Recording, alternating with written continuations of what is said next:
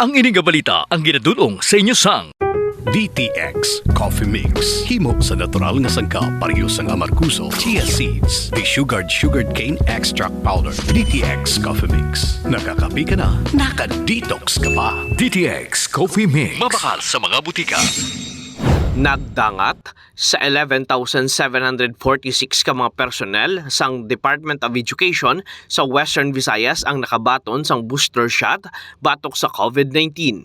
Sa interview sang Radyo Bandera Iloilo kay Mr. Hernani Escolar, spokesperson sang DepEd 6 ginpahayag sini nga 1,627 ka personnel ang nagikan sa Aklan, 480 sa Antique, 501 sa Bacolod City, 1,447 sa Capiz, 435 sa Guimaras, 3,020 sa siyudad sang Iloilo, 1,969 sa probinsya sang Iloilo, 2,087 sa Negros Occidental, kag 84 naman nagikan sa regional office.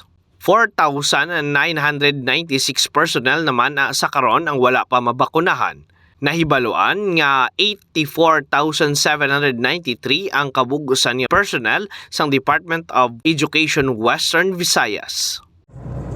Oo. So, bali, no, based sa May 27 natin nga data, nakuha kita nga DepEd Region 6, nayarakitan, no, sang total 84,793 sa mga personnel diri sa may DepEd Western Visayas is comprised, no, sang teaching and teaching personnel naton.